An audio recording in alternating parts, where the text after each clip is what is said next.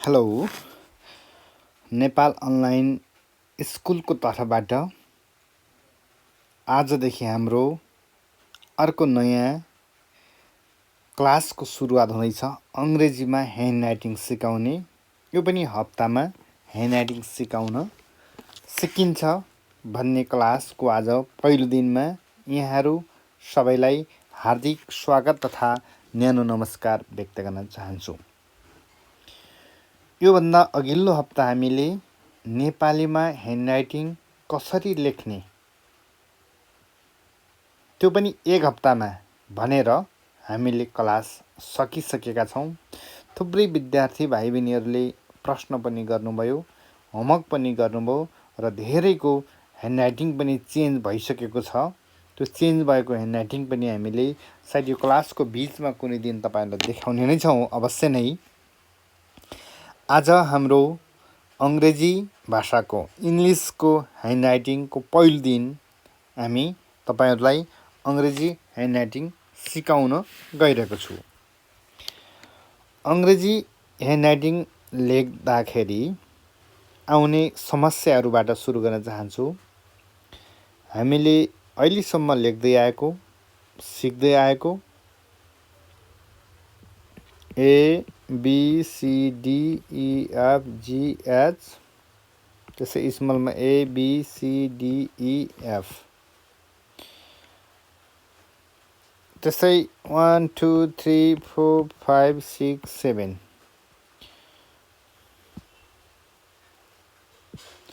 यो हामीले सिक्दै आएको ह्यान्ड राइटिङ यो हो। अब यहाँले हेर्नुहोस् त यो कस्तो छ, ए चिनिन्छ कि, बी कस्तो छ, सी कस्तो छ, डी होइन, ए यसरी। अनि यहाँबाट बनेका वर्डहरू एपिपिएल, एप्पल, बल, क्याट, डग, एग, यस्तो अक्षर लेखेपछि कसरी बुझ्ने शिक्षकले, कसरी नम्बर आउने, यो त समस्या नै छ। यो अक्षर किन यस्तो भयो त भन्ने यसको पछाडि केही कारणहरू छन्। जस्तै इङ्ग्लिसको क्यापिटल लेटरहरू हेरौँ। हामीले सिक्दै आएको ए, बी, सी, डी, ई यस्तै लेख्दै आएका छौँ होइन। यो यस्तै लेख्दै आएका छौँ र यस्तै सिक्दै आएका छौँ। यसले गर्दाखेरि सिकाइमा पनि हाम्रो ठुलो असर परेको छ। जस्तै ए त 3 चोटि लेख्नुपर्छ हेर्नुहोस् त, 1, 2, 3 टाइम लाग्यो नि त नि, 1, 2, 3 यसरी 3 चोटि लेख्ने चिजहरू पहिलोबाट हामीले सिकाउँछौँ नि, पहिलोबाट सिकाइदिन्छौँ नि, त्यही भएर बच्चाहरूमा यति राम्रो फिनिसिङ नआएको। पहिला बच्चाहरूलाई हामीले सिकाउनु पर्ने, अथवा के हो भने भाइ बहिनीहरूले बुझ्नुपर्ने कुरो, तपाईँहरूले जो सिकिसक्नु भएको छ नि, तपाईँले अहिलेसम्म पहिला ए त लेख्नु भएको छ नि होइन र। त्यसो हुँदा मैले यो ए पहिला लेखाउँदिनँ, पहिला मैले रेखा शिक्षण गर्छु। ल तपाईँले जस्तो रेखा तान्न मन त्यो तान्नुहोस् त, ल यस तान्नुहोस्, यसो तान्नुहोस्, यसो तान्नुहोस्, यसो भयो। अनि ट्रायङ्गल बन्छ, यहाँनिर त्रिभुज बन्छ, हेर्नुहोस् त यसो त्रिभुज बन्छ, यसलाई चतुर्भुज बन्छ। त पहिले तपाईँले रेखा तान्नुहोस्, बाङ्गोबाट तान्नुहोस्। यो तानिसकेपछि हेर्नुहोस् त यसरी तान्नुहोस् त, यसरी यो आफै बन्छ। ल यसरी एल बन्छ, ल हेर्नु त यो एल बन्छ नि, यसरी एल, भी, डब्लु, एक्स आफै बन्छ कि। त्यसपछि मात्र 2 टाइम लेटरवाला, 3 टाइम लेटरवाला सिक्नुपर्छ। जस्तै 1 टाइम लेटर एकचोटिमा लेखिने, हेर्नुहोस् त एल, बी, डब्लु नउठाएर एक्स, जेड। तपाईँहरूले यसरी पहिला यसरी तान्नुहोस्, यसरी तान्नुहोस्, यसरी तान्नुहोस्। ल यो तपाईँहरूले अभ्यास गरिसकेपछि बल्ल के अभ्यास गर्नुहोस् त, यसरी गोलो तान्नुहोस् है, यसरी यसरी यसरी। त्यसपछि तपाईँ यसरी तान्न सक्नुहुन्छ। ठिक उल्टो, फेरि माथिबाट तल। ल है, यो तपाईँको हात बसोस् कि पहिला, यो तलबाट माथि। ल ल, त्यसपछि बल्ल 1 टाइम लेटर आउँछ। ए त्यसै 2 टाइम लेख्नु, यसरी यसरी आयो नि, बी लेख्नु पर्ने अब यसरी बल्ल 1 2 3 यो चाहिँ लेख्नुपर्छ। यसो त आज हामीले तपाईँहरूलाई, भाइ बहिनीहरूलाई इङ्ग्लिसको यो लेटरबाट सिकाउँदैछौँ, त्यो पनि स्मल लेटरबाट सिकाउँदैछौँ है। क्यापिटल लेटर तपाईँ त अब यति भए त लेख्न सक्नुहुन्छ, खासै गाह्रो छैन। हामी धेरै तल्लो क्लासलाई पनि होइन, यो अलिक माथिल्लो क्लासलाई 3-4 क्लासमा माथिको लागि हामीले यो सिकाउनु खोजिरहेको हुनाले तपाईँहरूलाई स्मल लेटरबाट सिकाउँछौँ। स्मलमा पनि त्यही छ समस्या, तपाईँले A B C D E F यसरी लेख्न सिकाइएको छ अहिलेसम्म। यो नभइकन हामीले तपाईँलाई पहिला यस्तो रेखा तान्न सिकाउँछौँ, यस्तो रेखा, ए यसरी यसरी, जस्तै 45 डिग्रीको माथि लिँदा मसिनो, तल तान्नुहोस् जोडले, मसिनो। यो मिस्टेक भयो होइन, माथि लिनुहोस् तल तान्नुहोस्, माथि तल माथि, माथि तल माथि, माथि तल माथि, माथि तल माथि, माथि तल माथि, माथि मसिनो तल मोटो मसिनो, मसिनो मोटो मसिनो, मसिनो मोटो मसिनो, मसिनो मोटो मसिनो, मसिनो मोटो मसिनो, मसिनो मोटो मसिनो, मसिनो मोटो मसिनो, मसिनो मोटो मसिनो, मसिनो मोटो मसिनो, मसिनो मोटो मसिनो, मसिनो मोटो मसिनो। एक तपाईँ लेखिसके फेरि लेख्नुहोस् यसरी, मसिनो तल तान्नुहोस् मोटो, फेरि मसिनो, मसिनो मोटो मसिनो, मसिनो मोटो मसिनो। यति जानुभयो भने चाहिँ कतिवटा अक्षर जानु छ तपाईँले? मसिनो मोटो, आई भन्यो, मसिनो मसिनो मसिनो मोटो, कस्तो भयो? मसिनो मोटो जे भन्यो, मसिनो मोटो मसिनो आर भन्यो, मसिनो मोटो मसिनो एन भन्यो, मसिनो मोटो मसिनो हेर्नु त यी माथि एम भन्यो, मसिनो मोटो यु भन्यो, मसिनो मोटो मसिनो वाई भन्यो, यहाँबाटै फेरि वाई गर्न सकियो होइन, जेड हुन्छ, अनि यसलाई पनि जेड लेख्न सकियो, एक्स गर्न सकियो। यति धेरै अक्षरहरू जान्नको लागि तपाईँहरूले जान्नुपर्ने के रहेछ? मात्र यो के त मसिनो मोटो मसिनो। अब हामीले यति जानिसकेपछि फेरि के गर्छौँ त? यसको दुईटालाई सँगसँगै लेख्छौँ, हामीले सँगसँगै लेख्छौँ। जस्तै आई जे लेख्छौँ, आर एन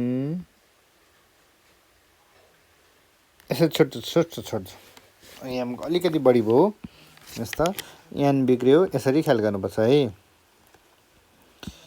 अन्त एन एम भयो। अब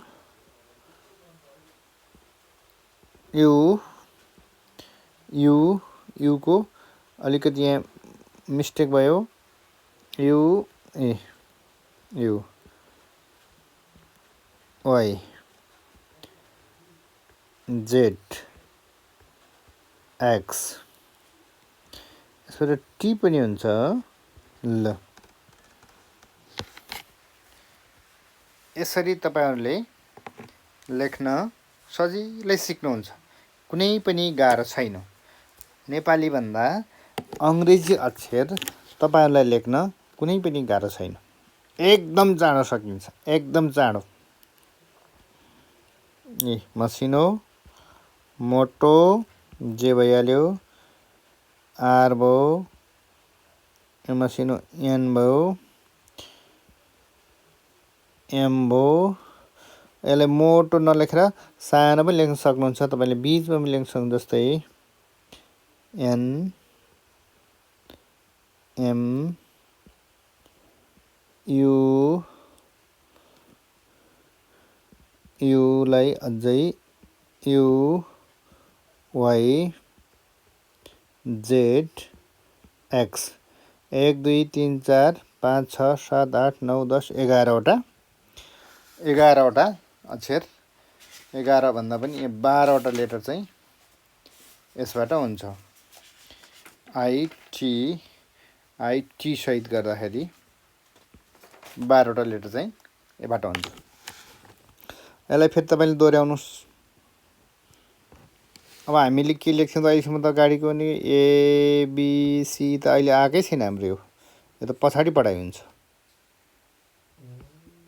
यतिबाट जान्नुपर्ने के हो भने अंग्रेजीमा मात्र यति जानेपछि पुग्छ। ल त्यसकारणले यो पुरै कापी पार्न तपाईले यसरी प्रयास गर्नुहोस्, यसरी प्रयास गर्नुहोस्। फेरि मैले तपाईले भन्न खोजे मसिनो, मोटो, मसिनो आई भयो, मसिनो, मसिनो, मोटो, हैन, मसिनो,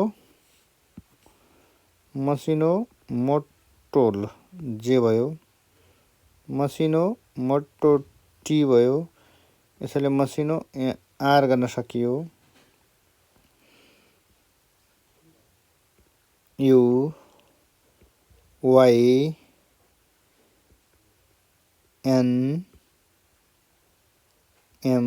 एकै दिनमा पनि हेर्न चेन्ज गर्न सकिन्छ। ल एक्स, ल हेर्नुहोस् त तपाईहरुको ह्यान्डराइटिङ कति राम्रो हुन्छ। हेर्नुहोस् है, I J T R N M N M U Y Z X. यहाँबाट जेड एक्स। फेरि आई जे